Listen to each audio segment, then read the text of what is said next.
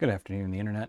I'm Josiah Van Vliet, and this is the Reframe, and also a YouTube video for those of you on that format, on that platform. So today I want to talk about heat pumps, why you should get one, why heat pumps will help with both climate change and international politics. So heat pumps have become more efficient in air source heat pumps in recent years have become more efficient in cold weather. And just to give you basically what this is the same technology that runs air conditioners and freezers. Also can be used to heat your house. And if you think about the way a freezer works, freezer takes heat out of your freezer box, puts it behind your freezer in the room. That same capacity can be used in your house, even in the winter, even in very cold weather. You can have a machine that takes heat from something very cold, the way your freezer does, and pull that heat into your house to heat your house. And it's more efficient than anything else you can have. And I want to talk about why this is important. This might be somewhat parochial in that most of the technological examples I'm using are local to New England in the United States. And so some of this might not make sense, but these apply generally, even if your heating and energy source technologies aren't the same as the ones that I'm accustomed to. What this will let you do, what this new furnace would let you do, is use less energy and less fossil fuels. And I'm going to talk about this in terms of natural gas, both in terms of natural gas furnaces in your home and natural gas power plants. As we all know, with climate change, we should just be using less natural gas, less fossil fuels at all costs. And I want to talk about, first of all, the international politics of this, which is something that has become more salient in the last couple of months. This year has been a good year for thinking about petrostate autocrats, because one of the things that people don't necessarily understand about why we should use less fossil fuels is that the global order is held up in large part by now it's getting a little weird, but for a long time it was held up by the United States. The United States is a global empire, monopower, the sole superpower. But we're so reliant on fossil fuels that there are a couple of petrostates that most of their economy is exporting fossil fuels, selling them. And so even though the United States was the dominant power in the world, we were dependent on oil to such an extent that we have to rely on 2 out of the 3 major players for oil at any given time. And it's Venezuela, Russia, and the Middle East, roughly, OPEC. And we can't freeze out, the United States cannot afford to freeze out more than one of those sources of petrochemicals at a time. And so there's a lot of morally corrupt governance corruption that happens with the oil companies as they influence these states, as these states influence the United States. The war in Yemen with MBS, there's just nothing we can do because we need the Saudi oil to be flowing. Like, we don't necessarily need it here in the States, but we need it to be flowing for the world economy to work. So the whole order is interconnected in this way. And the more we can get away from,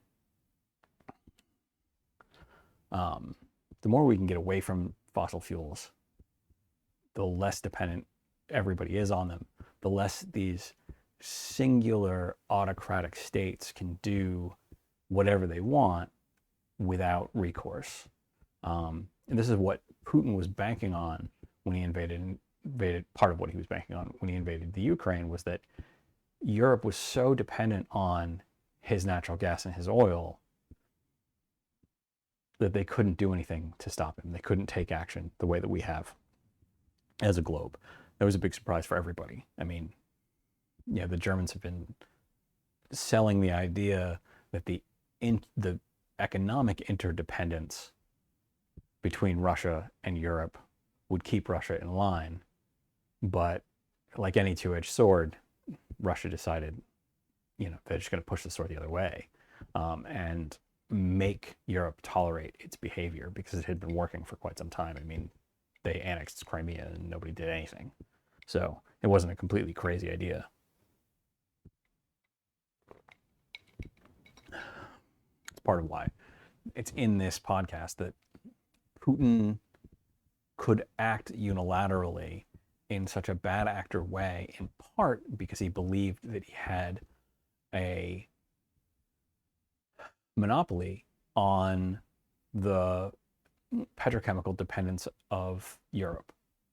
And the more that no matter where you live, if you can use less natural gas, you lighten the load of us abandoning Russia's supply and the Saudi supply and the Venezuelan supply. These sorts of resource concentrations and these sorts of, these particular kinds of petrostate autocrats depend on us being dependent on them. And one of the things that getting a new furnace that runs on electricity and not burning stuff, one of the reasons that helps is because it lowers the price everywhere, lowers the dependence everywhere. It's one of the things that we need to be doing to that point. The general notion of efficiency and using less petrochemicals is widely known. So everybody gets that. The climate is going haywire because of this, in large part because of the use of fossil fuels. But there's a guy out there, Saul Griffith, and he has an engineering solution to climate change. He ran a national audit of U.S. energy for the Energy Department. And he, because of his exposure to how we use energy and because of his background, he has a solution for climate change that's an engineering solution. It's not a moral solution. It's not a pie in the sky idea. It's a very specific plan.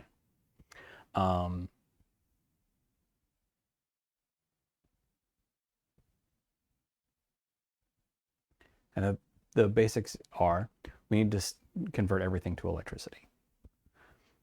If you have something that burns a fuel locally to power itself, your car, a gas furnace, a gas lawnmower, all that stuff has to run on electricity.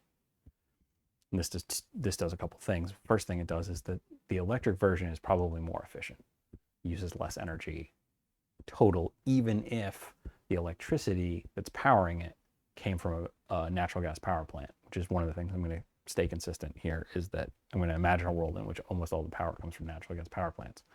Even in that world, less natural gas gets burnt, which is great.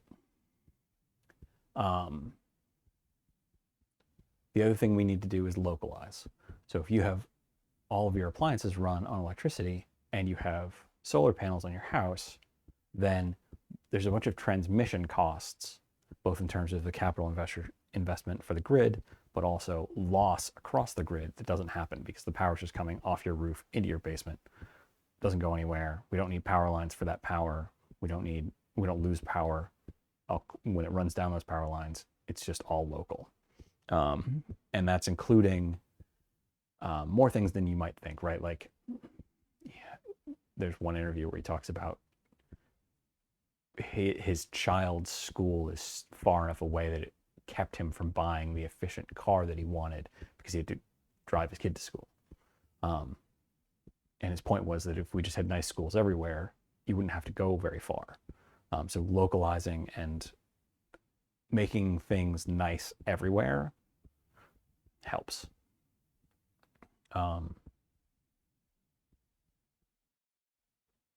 And the third part is to move the grid power from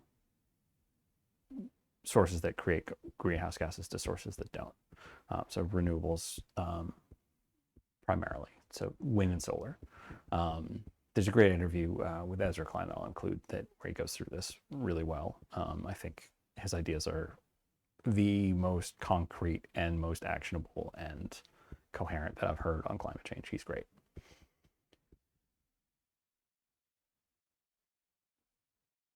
But one of the major points that he makes is that the environmental movement in the United States came out of the energy crisis in the 70s. The energy crisis in the 70s could be and was solved through efficiency.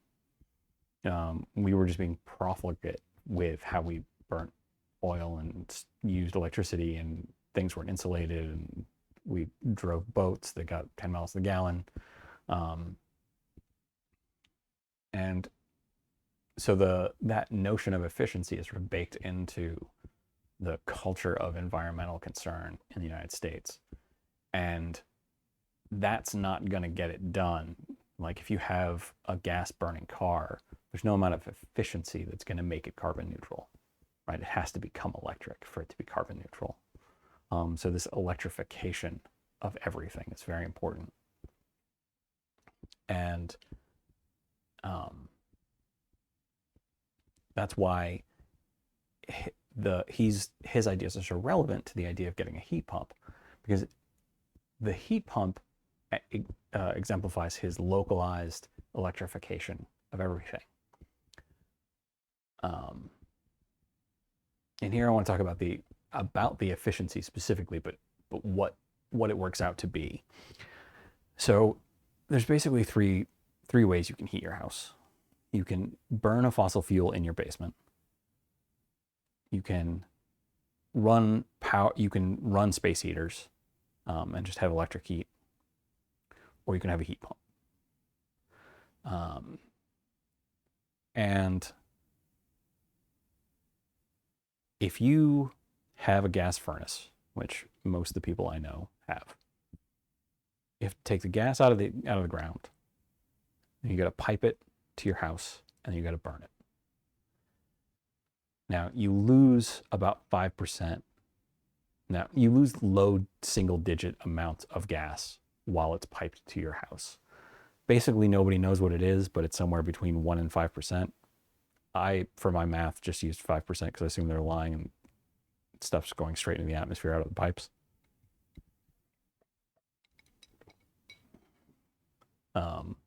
But it could be 2%. Who knows? And so, if you think about, and what I want to do is I want to talk through math, which is going to take some work to make it clear.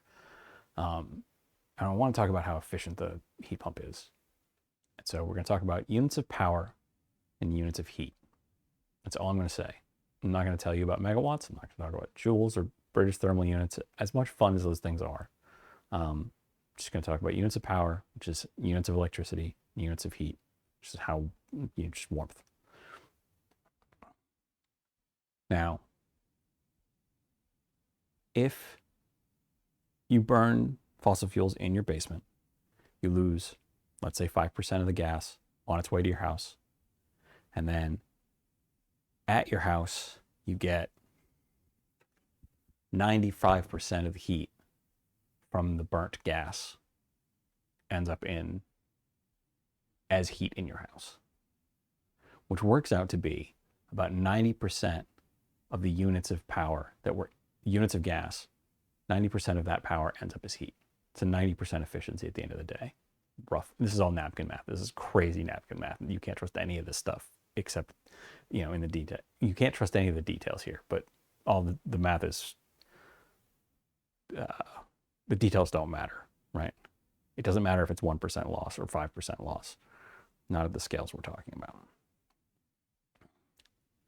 The other option that you have to heat is space heaters, right? You're just going to run electricity through a resistive element. All of the electricity is going to turn into heat. So you get 100% efficiency at the space heater. But let's say, again, like you're getting your power from a natural gas power plant. So we burn gas at the power plant. They get about 60% of the power out of the gas, and they lose 40% of that to heat. And then you lose so we got 60% of the power at the power station. You lose about 5% of the electricity pushing it down wires to your house. And then you get 100% of what gets to your house converted to heat in your house. What that means is that about 57% of the power that was in the gas ends up in your house as heat. So it's, better than half. It's a little bit more than half as efficient as having a gas furnace, right? And we're talking about efficiency in terms of the amount of gas that's burned total to keep your house warm. Now, the third option is heat pumps. And they've gotten better. Their efficiency is, over the course of a year, something like 260%, which means it's so much easier to move heat from outside to inside than it is just to create heat. It's 2.5 times better. The amount of heat you end up with in your house is 2.6 times the amount of power that you used to move it. So what does this look like? So again, we're going to use power plant electricity. So they're going to burn the natural gas at a power plant. They're going to get 60% of the power as electricity. They're going to lose 40% of it as heat. They're going to lose another 5% of the power getting the electricity from the power plant to your house, just like in the space heater. But then for every unit of power you use, you're going to get 2.6 units of heat as heat in your house. And that ends up being about 150% efficient.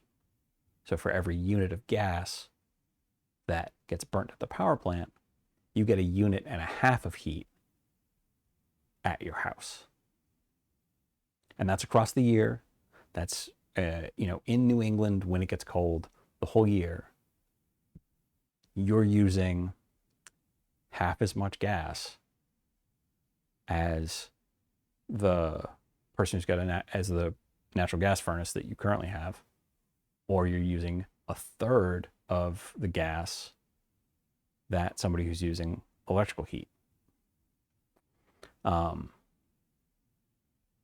And so that's the efficiency, right? And that's the way that less gas gets burned in the way that you heat your house if you use one of these fancy new heat pumps.